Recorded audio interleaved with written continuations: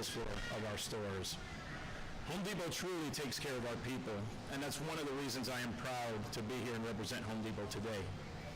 Over my 23 years with the company, I've had the privilege of leading teams here across Florida, as well as Texas and, the Tornado Alley area. And I've witnessed a lot of devastation, and I have seen personally how Home Depot, through our Homer Fund, has helped associates in their greatest time of need, or through our foundation and our Team Depot, our volunteer associate army, helped our communities in their greatest time of need.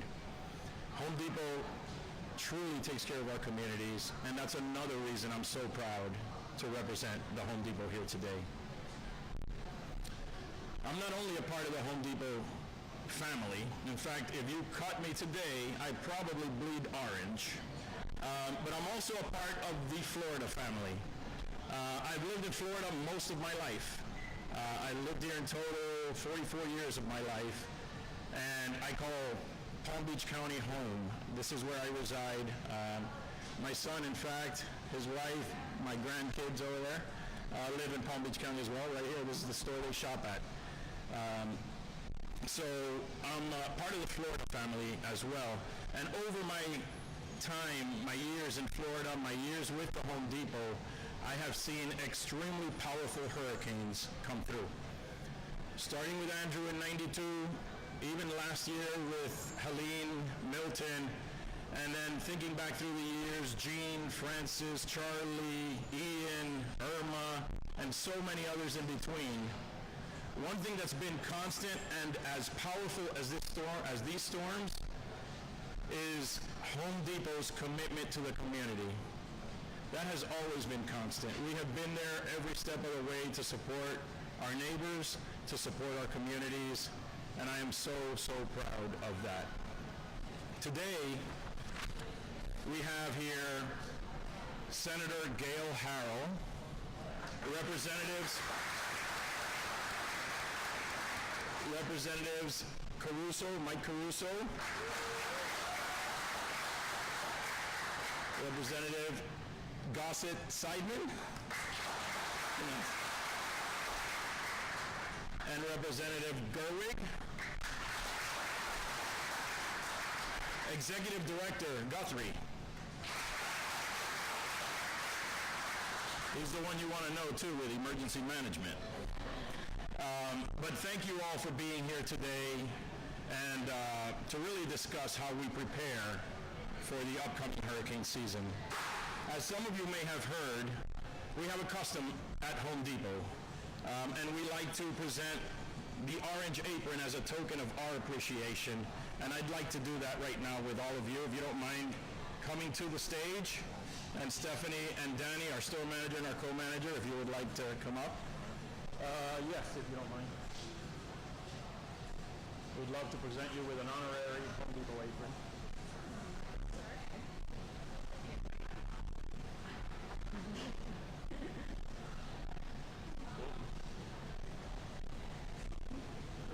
We have two. You get your name on it. No way. That's your name on it. That's hilarious. This is my sixth one. That's hilarious. Oh my God. We have these for kids when they were. Thank you. Yeah, I usually have the one that's just the waist. That's cool. Normally the strings come through the top. Yeah. If you want, we get it. You want to help right there? Senator. Perfect. There you go. Thank you. There you go. Right. And then this comes. Oh, then you do this. What do we have there? Peggy? We didn't put it, that's me. All righty. My kids grew up in these on Saturdays at your store in Delray. Need a longer string. And we can, if you want to help, then you can put it in there. Yeah, that's cool. It was. Fine.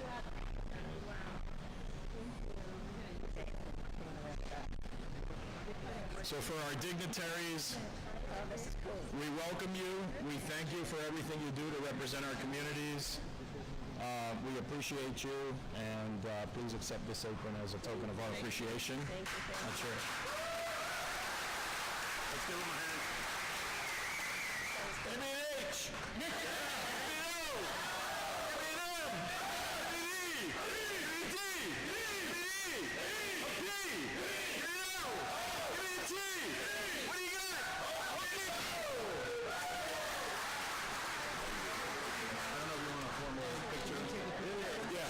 Let's take a picture. Yeah, we're gonna go. I have to hike my. You got around the back. I need my wardrobe lady here. Oh, yes, you have to, yeah. My little girl down. Thank you. You gotta pass a test to put these aprons on. I need an apron consultant. Good. Thank you, sir. Getting dressed by somebody first. That's great. Okay, here we are.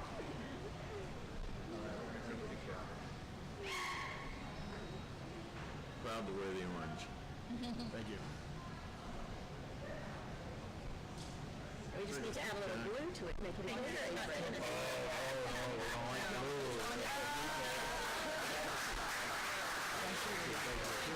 Thank you all. Appreciate you.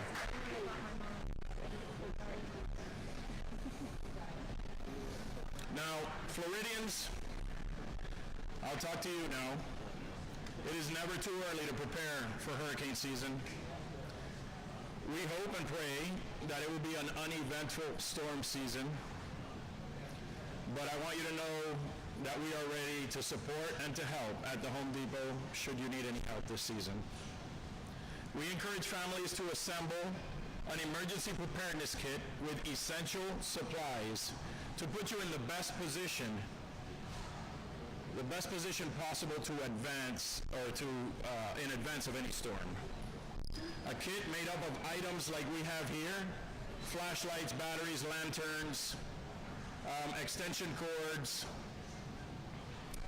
power banks, and don't forget propane, gas, etc. My family and I have our preparedness kit ready, and the reason we do is because in previous years we have actually broke into this. We've had to use it. And many of you have if you lived in Florida for a while. We've had to use flashlights and batteries and power banks and propane and, the grill and gas tanks and generators even.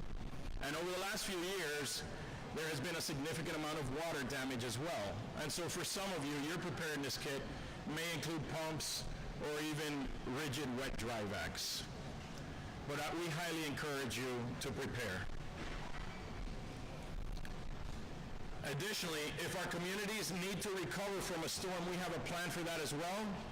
The Home Depot Foundation has fortified our nonprofit partners with recovery supplies so that they can assist Floridians immediately after a storm. With our more than 150 stores in Florida and our more than 37,000 orange-blooded associates, we are here to serve our customers, our neighbors, our communities. Thank you, and I believe the governor will be here shortly, so thank you for your time today.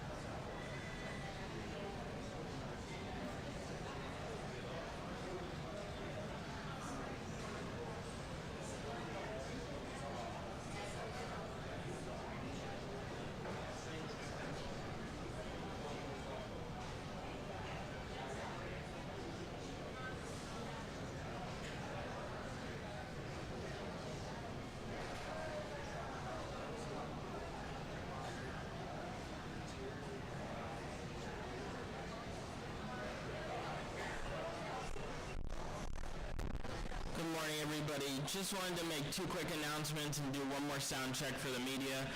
If everybody could please silence your cell phones so we could avoid any disturbances during the press conference. And then towards the end, if the governor does take questions, that part is for the media only, so no standing up and shouting out any questions. And then media, if you can give me a thumbs up if you can hear me. Testing, testing. Perfect. We'll get started soon. Thank you.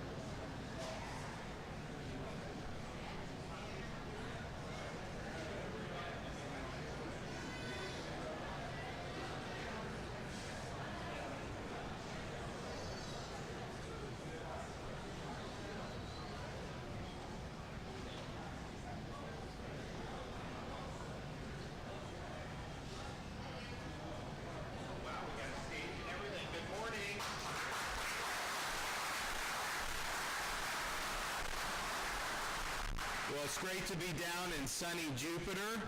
We're here at Home Depot. I want to thank them for hosting us. I want to recognize the guests we have, Kevin Guthrie, Florida Division of Emergency Management, Senator Gail Harrell, and then our representatives, Caruso, Gerwig, and Peggy Gossett-Seidman. I want to thank them for being here. We're here because we are about to enter hurricane season for 2025. And you'll see Kevin Guthrie come up here and provide some updates and some recommendations from the Division of Emergency Management. Now, I really hope this is the only time you see me and Kevin Guthrie this summer. That would be great. And, you know, we can pray for that. And hopefully that ends up happening. We do deserve a little bit of a break. I mean, normally you'll have times where you'll have a bunch. I mean, remember 2004-05 period, we had a bunch happen. Then we had 10 years where we didn't get one, and then now we've had 6 majors in 7 years, including 3 hurricanes, 2 major hurricanes last year in 2024, and then a third, Hurricane Debbie. And so that's just the way historically I've seen that pattern. So hopefully we don't. But you can hope for that and you can pray for that, but you can't prepare to have no hurricanes. You got to prepare that it may be something that's going to impact us. And so we are here to talk about the need for individual Floridians to take proper precautions and to make sure that they have a disaster preparedness kit, that they have a response plan for themselves, their families, and their pets, and that if it comes to that, that you're in a situation where you're going to be able to do. I do think before we get into that, though, it is important to point out 2024, we had Hurricane Debbie hit in the Big Bend section of Florida on the West Coast. Then we had back-to-back Hurricane Helene and Hurricanes Milton. Both of those were major hurricanes. One of the things that we really work hard on in Florida is working with our utilities, not just the big private utilities like the Florida Power and Light, but also the municipalities, the rural co-ops, everything, to pre-stage as many resources as possible so that when the storm passes, people can work to have a rapid power restoration. And what I found just having studied these things, you know, as I was getting ready to become governor is, you know, when you have 2-3 weeks where people, not even in the eye of the storm, are just with no power, it causes huge problems for the whole recovery. And so what we've done with working with Kevin and in my office is, as soon as that storm goes, you will see these crews working to restore the power. So in Hurricane Debbie, you had everyone that could safely receive power, 100% restoration in 4 days. Helene and Milton, both with millions and millions of people without power at one point, and Milton got up to 4.2 million. You had 100% restoration of everyone that could receive power in 7 days. That has never been done quicker in any of these major hurricanes, and it does require us to help pre-stage. You house and feed all the linemen. You know, you'll see all these people flooding into Florida, 95, 75, I-10 coming in. We get the camp set up, and then boom. And I remember Hurricane Ian, which was 2022, Category 5, and it hit probably, I think it hit like the afternoon, like on a Wednesday afternoon, and literally by the time all the remnants left, you had these trucks moving in, and they were there working, and you had places, I don't know if Home Depot was open very quick, but Publix and Wawa and all these places, I mean, they were open almost immediately. Those types of things make it easier to be able to assist with response and recovery efforts. And so I want to thank everybody that's been involved with that. The power restoration, it's interesting because you look at something like a Florida Power and Light, I mean, they're a massive, well-oiled machine. They've got a lot of technology.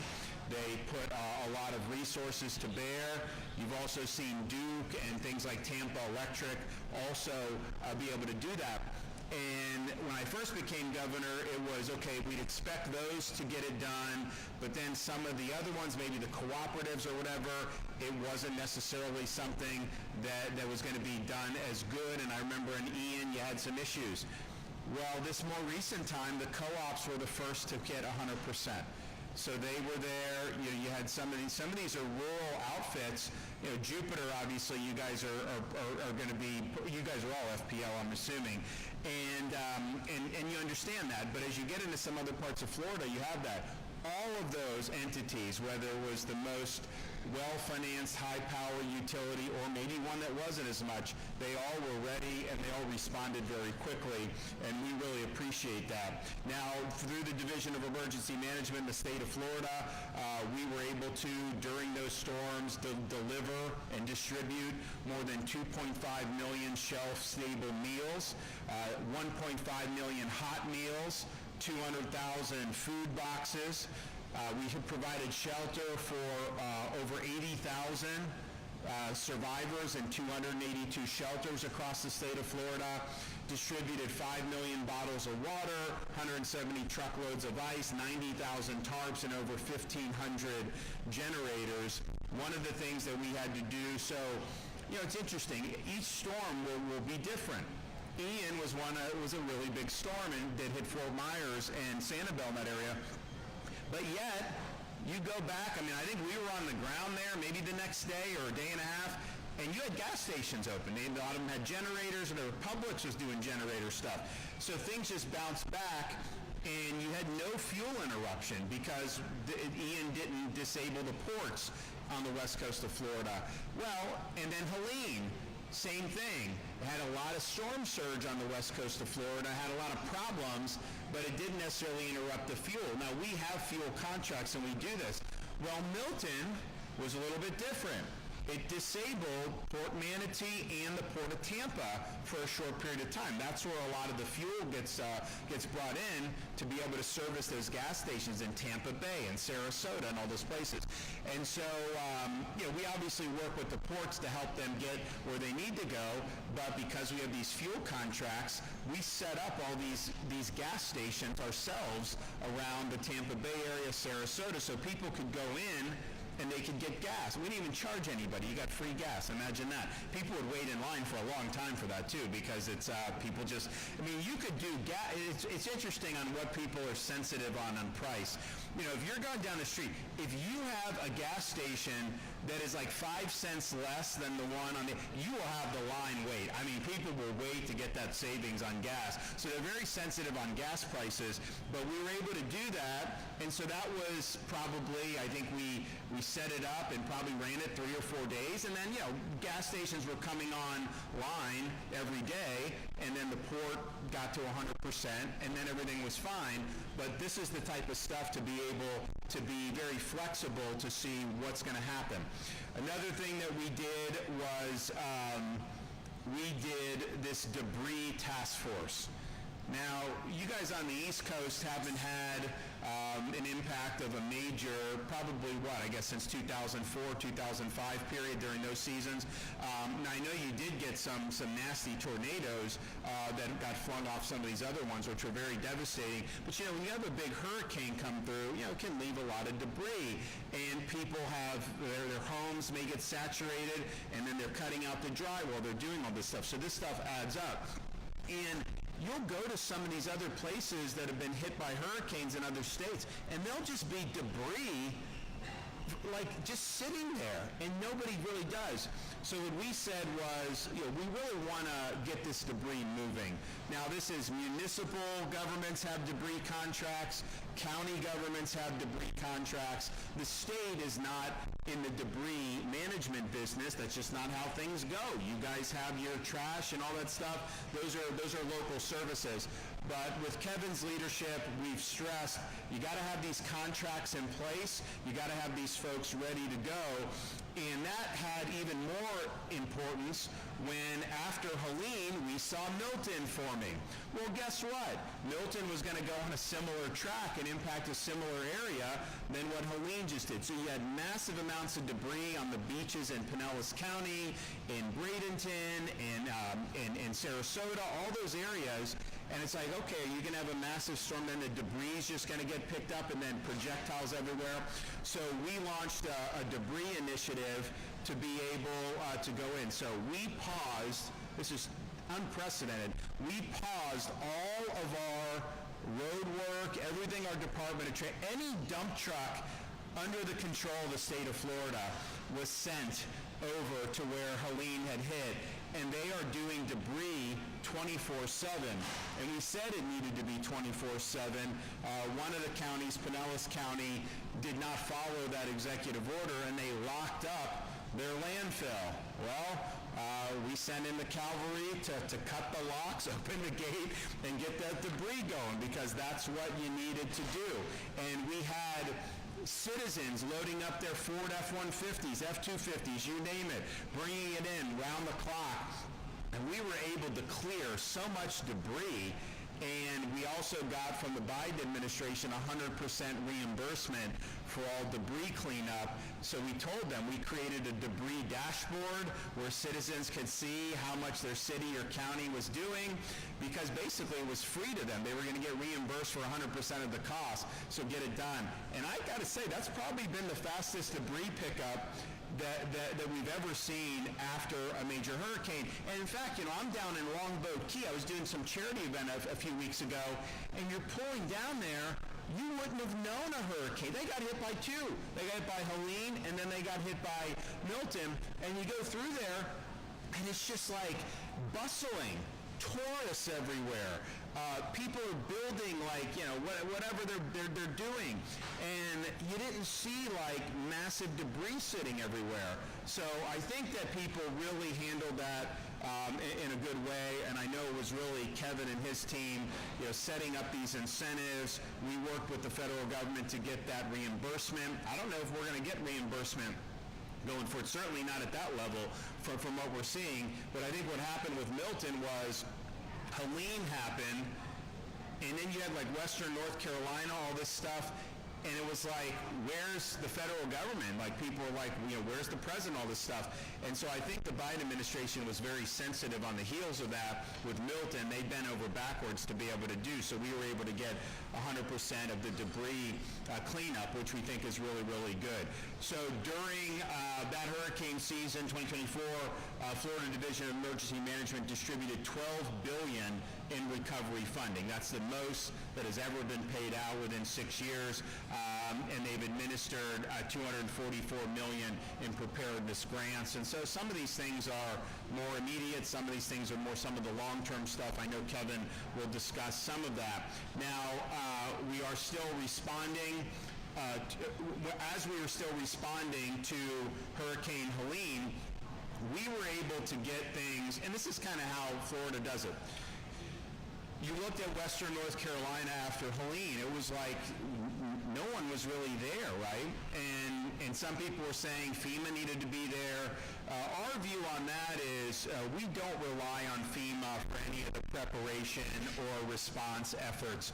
Now, they obviously have programs that the federal government has where if you're impacted, you can apply for individual assistance. Or if a municipality wants to get reimbursed, they can do if your certain triggers are met. And that obviously is fine, and people should do that. But in terms of getting people ready and prepared, and the messaging and the other things that go into that, that is really the state leading that with locals executing that. And we assume we're not going to get support from FEMA on all those things, and sure enough, that's how we've rolled. And so power restoration, the immediate distribution of supplies and meals. When we had to do the gas stations, we did that. All these different things is really being done by both the state of Florida and your local emergency management operators. And so we're proud to do that. We think it's important for the state. Obviously, when you're a peninsula sitting out in the middle of a tropical part of the world, you have no choice but to lean in on this stuff, and we gladly do that. So because of that, when Helene hit, you had a massive response effort. You stabilized the situation very quickly. There were hundreds and hundreds of rescues that were done.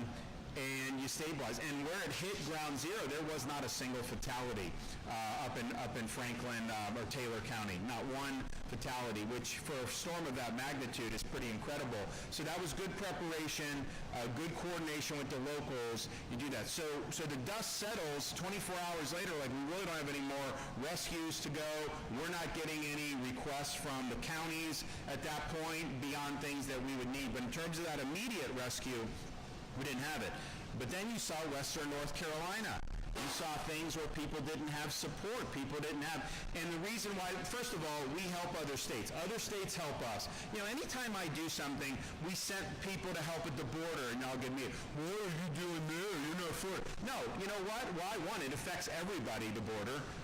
But put that aside, when we have times, I've had Texas, I've had New York, I've had California send to Florida, and likewise we've sent, and we've offered help. On the California fires, we did that. We've helped with tornadoes in response.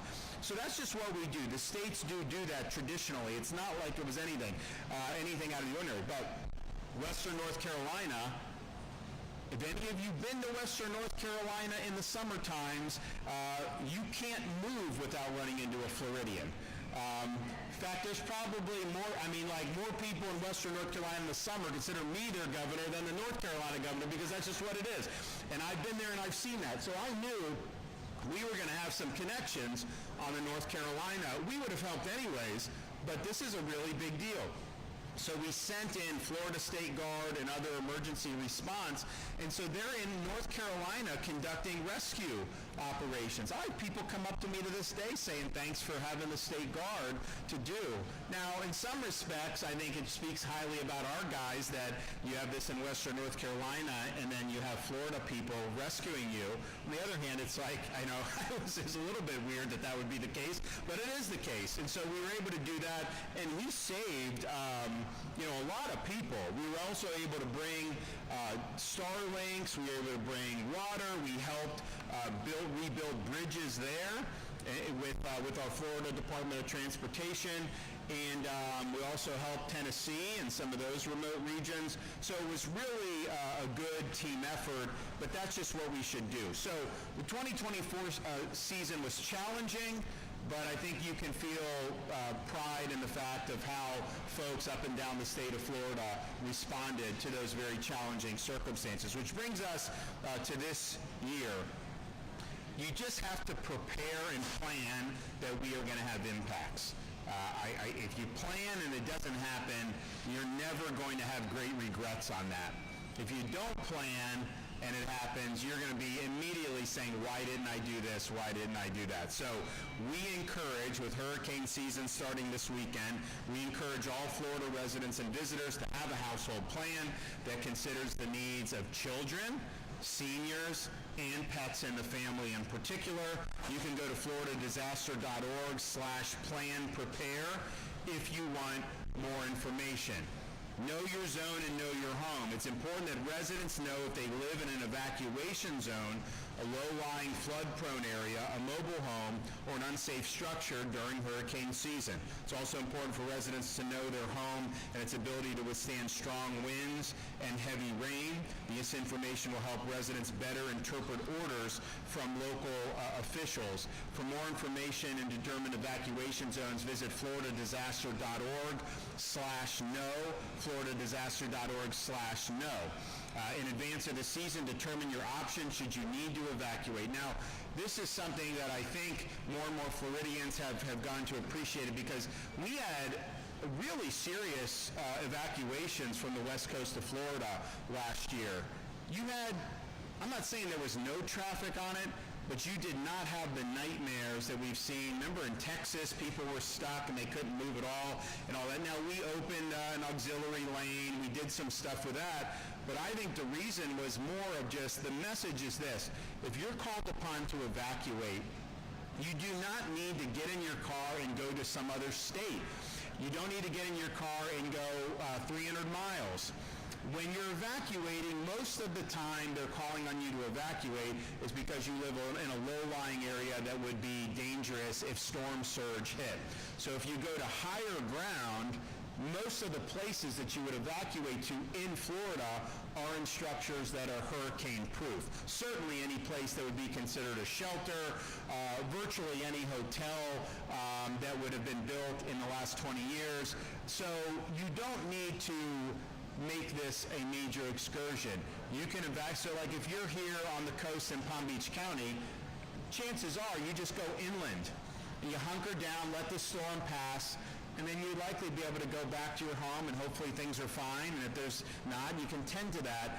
If you go hundreds of miles away, look, I understand why some people want to do it. So if you can just get totally out of the path, you don't have to worry about power interruption, you don't have to worry about a lot of that stuff. Maybe you just want to relax for 4 or 5 days, and that's fine if that's what you want, but you do not have to do that.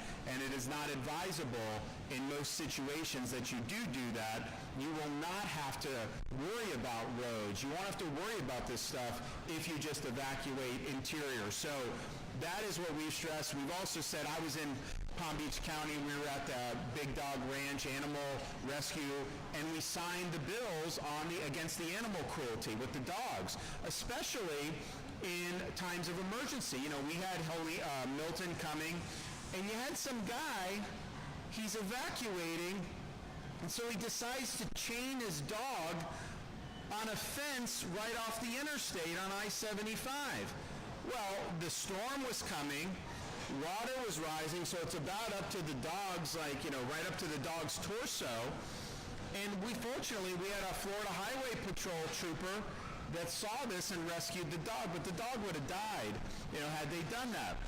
And I'm just thinking to myself, why would you chain a dog up to a fence like that in that situation? It just makes no sense, and you shouldn't have to do a law on this. You really shouldn't. But unfortunately, this is where we are. So we were able to do. But here's the thing. Sometimes when people evacuate, they feel like they have to leave their pets, that maybe they can't bring their pets. No. Every county has at least one pet-friendly shelter in the state of Florida. If you go to a shelter, you will be able to have an option to bring your household pets. We work with the Florida Restaurant and Lodging Association so that when this happens, we usually get almost 100% of the hotels, when you're fleeing in a state of emergency, they will waive any pet restrictions, and you can bring your pets for that. So don't leave the pets behind, and certainly don't leave them out in harm's way. You have the ability to make sure that they're cared for, and that's something that's important. So there's options when it comes to evacuations, and so just keep that in mind, because think about it. We've had I remember, I wasn't governor, but you had Hurricane Irma. So all the people in Southeast Florida are evacuating, and a lot of them went to Tampa. But then the storm shifted, so then they're going back, and it's like, some of that is tough. So these options locally, all you need is higher ground and a safe structure. And the things that we would use, the schools, some of these other buildings, they're going to be able to withstand a major hurricane winds. And honestly, a lot of the buildings, even on the coast, the more recent stuff, they're built really well. You can tell. Ian, some of the newer buildings, you didn't even know that there had been a hurricane if you looked at it. But then ones that were older, they could be wiped off the map. But so we do pretty good on wind in Florida. It's just that storm surge, if you get caught up in that, there's really no way that you're going to be able to do. So just keep that in mind when it comes to evacuations. You don't need to get in and do this, make this a major joyride. Look, if you want to, maybe you have family in Georgia or Tennessee that you wanted to visit anyways, maybe this is an excuse to go do it. We're not going to sit here and tell you that you can't do that, but just don't feel that you have to do that, right? Now, when you have a disaster supply kit, we recommend 7 days worth of food and supplies for each of your family members, including pets. This is water, shelf-stable food, batteries, flashlights, reusable ice, pet items, toys, portable power banks, and more. We have the checklist at floridadisaster.org/kit. When you're doing that, I think if you look at every hurricane we've responded to, certainly since I've been governor, There hasn't been a place in Florida where you would not have had options for food or water inside of 7 days, right? But you never know. You just never know what's going to happen. So we're proud that we've been quick to respond, but just understand that's not really the norm. They used to never even set up the pods. Usually it was like, forget about it within 72 hours. Like no one would even think about doing a pod. We do the pods within 24 hours now. So we'll do that, but I think you still need to be prepared. And gasoline as well. Making sure that your tanks are full. Making sure that you have some gas in a canister or something in your car. We saw 2 of our ports that got taken out briefly. That interrupted the flow of gasoline to the gas stations. You also have the fact that if power goes out, all these gas stations are supposed to have generators that can run, but the reality is not all of them have done that, and so you may not have every gas station immediately. So if you have that, and you say, listen, I know I'm going to have a period of a few days up to a week that I can handle, then all your worries will go down. If you are relying, chances are we're going to come there and help and get things, but if you don't, then that's just a reality. I'm also encouraging residents to have multiple ways to receive weather alerts and listen to all orders from local officials. You are going to be, so say we don't order anyone to be evacuated, that's done at the local level, and partially it's because they're familiar with all the different areas of their city or county. It's also the fact that if they ever did a mandatory, they're the ones responsible for putting that into effect. I mean, I could sit there and issue an edict and say, close the bridge, but then sheriff doesn't have to do that, the police don't have to do that. But if it's done at the county level, then they say, okay, this bridge is closed to the beach traffic. We want to do this.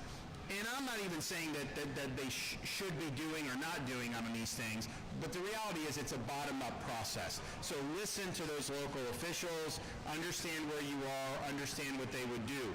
We in the state will amplify those messages. If Kevin has a belief that certain areas that it makes sense to evacuate and the locals are not, he'll have conversations to try to get to where we think is good. But when you're doing evacuations, it's not an exact science. These weather forecasts can shift. You do not want to be in a situation where you're just telling everyone in the state to evacuate. Now, there's some Florida residents that wouldn't mind to have a lot of, because they'd have less traffic and a little bit more room, and so it's like, these people always come in here. But you can't just do that, right? So you've got to figure out, and you got to look at the forecast. And sometimes the forecasts are excellent. Sometimes they can bop around a little bit. But you don't want to tell people to evacuate if there's not a high chance that there's going to be significant impacts. On the other hand, you don't want to act like nothing is going to happen if you end up getting some major storm surge. So they have to weigh that. They understand it's disruptive to people's lives. It's disruptive to businesses and the economy. And so they're working hard to come to. But Kevin is not, if there's something that was bearing down on a part of Florida and the local emergency responders are somehow asleep at the switch, which I don't think will happen in Florida, but if it was, he would get out there and say, okay, let's go, guys. We got to get going, and we'll get them to where they need to be. Now, we are a law and order state. I probably don't need to remind people of that, but we are. If we do have a storm, the last thing you want to do is to try to take advantage of that situation. You do not loot. You do not violate people's private property. We have very strong laws in Florida about defending your home. And all I would say is if you're thinking about committing any of these bad acts, I would think again. You never know what's on the other side of that door in a Second Amendment state. Now, our Florida State Guard will be on standby to assist state and local authorities. We're proud of what we've been able to do with our own State Guard. We used to have State Guard up until after World War II. It kind of got discontinued, and we rely on National Guard. Our National Guard is great, don't get me wrong, but ultimately the National Guard is administratively controlled by the federal government. If they want to grab these people and send them to Afghanistan, the feds can do that. Our State Guard there's no control with the federal government over our state guards. So they respond to Florida issues on behalf of Floridians. And I think that that's something that's been really, really good. We've been able to recruit, huge numbers of very talented people. We have the search and rescue. We've got a special missions unit. They're the ones going into this rocky terrain and rescuing people. So it's been a huge success, and I'm glad that they're on watching us. Now, one of the ways we encourage Floridians to prepare for the storm season is to make needed repairs to their homes and, where possible, strengthen their homes against storm conditions well ahead of time. We restarted a program called My Safe Florida Home a few years ago, and the idea was provide matching grants for homeowners to be able to make improvements, one that protects better against the storm, but it also entitled them to reduction in insurance rates, which obviously, we've seen a lot of increase over that period of time in particular. It's been stabilized the last year and a half, and hopefully that continues. If we don't get any storms, that'll be really good for that. But we wanted to do that, and a lot of people used it. Now, we did it last year's budget. We put a lot of money into it, but you had a lot of people sign up for it. So now we've got a lot of people on the waiting list. And they've been on the waiting list since last summer. And so I told the legislature in January we did a special session. Now, part of it was this immigration enforcement, and we're leading the country by a mile on that. But I said replenish the My Safe Florida Home, at least to get the people on the wait list who were already approved for repairs. Let them do it and make the repairs so that all this will be done in advance of this hurricane season. Well, that was not something that advice was not heeded. So you had view, I think mainly by the Speaker of the House, that those folks on the waiting list, that they should just toil there and not get any support. It'd be one thing if they were just all of a sudden asking for a grant out of the blue, out of thin air. That's not what they were doing. They were told to apply for this. The program ran out of money. It needed to be replenished. They've been waiting for this, and it was a huge missed opportunity to be able to replenish that so that they could have gotten these repairs done in time for this hurricane season. Now, I still think that we want to be able to do that. I think it's really important that people, particularly that have been waiting on this, are able to get it. It has proven to be effective. It has helped homes withstand events, and it has helped them moderate what they're being charged on insurance premiums. So hopefully, we're here. It's almost, we usually do the hurricane tax preparedness holidays, so the first 2 weeks of hurricane season, and then we do 2 weeks at kind of the height of hurricane season. But they haven't even done the budget yet, so we don't have any of the tax holidays in place in the state of Florida. I think you need 2 weeks early so that you can get all the supplies you need tax-free. So we're going to make sure one way or another there's going to be hurricane preparedness tax holiday. And I know it's people at Home Depot, they flood Home Depot, they flood all these places, and they get their stuff tax-free. And you can spend, and it's not just disaster, people have other needs around their homes. I mean, you can spend a lot of money in Home Depot, and you save a lot on tax when you do it during these tax holidays. So we want to do it.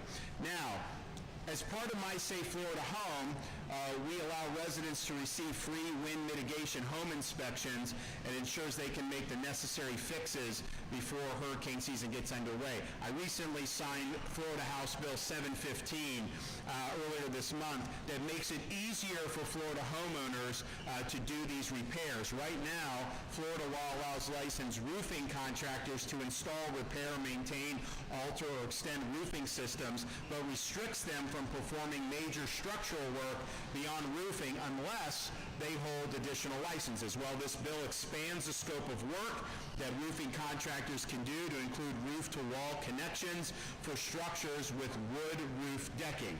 Roof-to-wall connections are the structural link between a building's roof and its walls, sometimes called hurricane straps. These are a critical aspect of wind mitigation, and are often eligible features for discounts on home insurance premiums. So by expanding the list of authorized inspectors and installers to include roofing contractors, we're providing a greater opportunity for consumers to have these wind mitigation devices installed. We also recently signed legislation which hasn't been necessary while I was governor, but in state of emergencies, you would occasionally have local governments use that to unilaterally say you can't purchase firearms. What does that have to do, honestly, if a storm's coming? Some people may want to purchase firearms to be able to protect themselves from looters. And so I would always overrule that with executive action, but for whatever reason, they were under the impression that they had the ability to do that. So the bill that I signed ends that. It protects Florida's Second Amendment rights from being, quote, suspended during declared emergencies. And again, as long as I was here, we would overrule that. But the reality is who knows what happens in the future, and we want to make sure that we're protecting our citizens' Second Amendment rights. So that is also in the books. So all that being said, we're starting hurricane season. I'd urge you to prepare. Now the reality is hurricane season goes from June through November, right? Now if you look at when these storms come, major hurricanes are rare in June and July. As we get into mid-August through probably mid-November or mid-October, that's really the peak. I'd say the end of September, last 2 weeks of September, first week of October is like the real peak. We've had big ones in August. Obviously, you can still have them after the first week of October. You can have them in June, but the reality is there's kind of a rhythm to this, so you do have time. I do anticipate that there will be disaster preparedness tax holidays that will be enacted soon. So obviously, it's got to be enacted this month because you got to get a budget done by the end of the month. So hopefully, we'll be able to get that done, and then you'll be able to save money on that. But let's prepare as if we're going to have major events. And then let's hope that we get a respite this year, and if we do, that'll be great for the people of Florida, it'll be great for the state, it'll be great for a lot of different things. But we can't just sit there and hope for the best and go into hurricane season ill-prepared. So we've been preparing ever since the end of last cycle. We've been preparing for this hurricane season at the state level. You guys have some of the best local emergency response folks anywhere in the country. I mean, we have the best in the country. I mean, for obvious reasons. So feel comforted in that, but just understand those first 3 days, 5 days, 7 days, no one's going to have more significant impact on how you respond to the storm than what you personally do to prepare for yourself, your family members, your pets, and anyone else that needs assistance. Okay, Kevin Guthrie, come on up.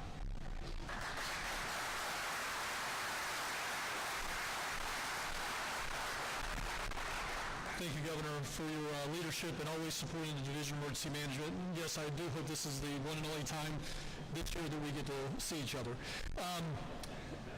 Now is the time to be prepared and informed. With the 2024 season behind us, we can reflect on this year's accomplishments. The Governor has done that and the lessons learned. And we work together as we move into this hurricane season. Florida is a national leader in the field of emergency management, but it is our mission each and every hurricane season, each and every storm, that we continue to improve to better serve our Floridians. When two major hurricanes made landfall within weeks of each other, our preparedness efforts allowed for record-breaking state response and recovery efforts. This hurricane season has been predicted to be similarly active. And the division has already begun pre-staging response resources throughout the state of Florida. We're training personnel, and we're establishing contingency plans to ensure that Florida remains prepared. Let me share some of those statistics with you. We already have, even though we talked about all of the stuff that the Governor said we put out in the past, we've already replenished 3.5 million gallons of water, 3.7 million shelf-stable mills, 1.4 million tarps, 415,000 linear feet of tiger dams. New Florida Central Operations Coordination Office, a new warehouse in Auburndale, Florida. 52 disaster response contracts are already in place and ready to assist for this season. 20 logistical staging areas have already been pre-identified with memorandums of understanding with each of those. A recent addition this year is going to be the launch of our Beacon, which is the Broadcast Emergency Alert and Communications Operation Network. So Beacon is revolutionizing local public safety communication, ensuring every resident receives timely, accurate, actionable, and official emergency information. Now you may say, how is this different than our National Weather Service radio? It is not different. It is in addition to the National Weather Service radios. We want everybody to have a way to receive alerts. You should have a weather radio. You should have the alert setting on your phone set to receive alerts. But now in addition, we have Beacon. This is an official way for us to give out information from the governor, from myself, from local elected officials, utilizing generative AI to put out text messages to voice radio in each and every market throughout the state of Florida. Today, we launched for the South Florida market. I'm happy to announce that WLRN FM HD3, HD Channel 3, will be the Southeast Florida's radio station for Beacon. Throughout the other areas, we have Gainesville and Ocala, at WUFT, Pensacola and Destin, at WUWF, and many, many other stations coming online. If we don't have a station in your area, you can always download the Beacon app, and then you have 24/7, 365 single source official information straight from your local officials, your state officials, and federal officials if needed. Every resident is, in every Florida county can access that, and we look forward to our continued relationship with Beacon. In order to prepare for whatever is blown our way this season, Floridians should follow 5 simple steps to be ready. First, we want you to know your home and know your zone. Generically, if your house was built before 2004, then it is not up to the Florida Building Code. Now, Southeast Florida, if you get closer to Miami-Dade's building code went into effect around 1996. So those within this market may actually be up to the Florida Building Code. But generically across the state of Florida, 2004. So know what your house was built. That's what we mean by know your home. Can it withstand hurricane force winds? Next, you want to know your zone. That is all about water. All about the storm surge. So what we're looking for there is, are you in an evacuation zone for storm surge? Storm surge evacuation zones are different than your flood zones. And yes, I don't know why, but at some federal level they decided that we were going to make evacuation zone A and AE, and oh yeah, by the way, we have evacuation zones for hurricanes of A and E. So it gets very, very confusing, but know the difference between those things. After you know your home, you know your zone, the next thing is make a plan.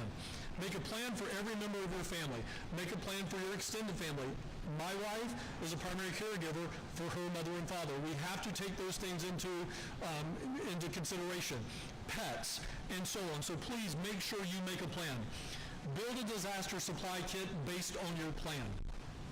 That's all about getting ready. So think about this as ready, set, go. So those 3 things are all in the ready column. Once you're there, now you're ready to get set. What do? Now's the time of year, and we were very, very good at this last year, Governor, on getting the message out about keep your electric vehicles and your gas tanks halfway full. When it gets to the halfway mark, that is the new empty. Go ahead and fill it back up. We saw much less of a run on gas stations in last year's hurricane season when we started the halfway full, halfway there campaign than the previous season with Hurricane Ian. So again, this time of year, gets to halfway, fill it up. You are ready to go. That's get set. The next phase is go. Governor talked about it, I'll reiterate it. Tens of miles, not hundreds of miles. Generically, don't quote me on this, media, but generically speaking, please, all you got to do is get to the other side of the interstate system. If you're coastal, whether you're on the west coast or the east coast, get to the other side of the interstate. Whether that's the Turnpike, 95, et cetera. There's some, as you get close to like Broward County down there, right around the county line, you've got to southern county line, you got to maybe move a little bit further, maybe it's a mile further inland, but generically speaking, get to the other side of the interstate. As the governor said, find a hotel, find a shelter, find something that is built after 2004, and that is your go. So evacuate tens of miles, not hundreds of miles. So again, ready, set, go, those 5 steps to get you ready for hurricane season. This is the time to do it. You see a lot of things up here for your kit. Make sure you're getting those things now. We are excited, the governor, myself, the legislature are working to get some new products on the tax-free holiday when the budget gets signed. Some of those are on display here today. For the first time ever, we now have, how many of you have a sliding glass door inside of the state of Florida? I think everybody's hand in this room should go up, right? There is now a sliding glass door flood control product that's going to be sold here at Home Depot stores, and it's on display over here for you guys to see. We are excited about this product because we think we're going to cut the damage. We did this study with the Florida International University's Well and Win, so that's an investment that the legislature makes into the Florida International University. But we believe, based on the statistics that FIU have given us, that we're going to see a 99% reduction in water coming in through sliding glass doors. That is going to cut damages down significantly. How much is that? That's a good question, sir. Somebody can scan that item real quick for us? So, but that is a great product this year that we're trying to get onto the tax-free, and I'm 99% sure we're going to get there. But that is a great product this year for us, and we'll get to $585 to protect wind-driven rain coming in through your sliding glass doors, and that is a Save you $40 in tax if our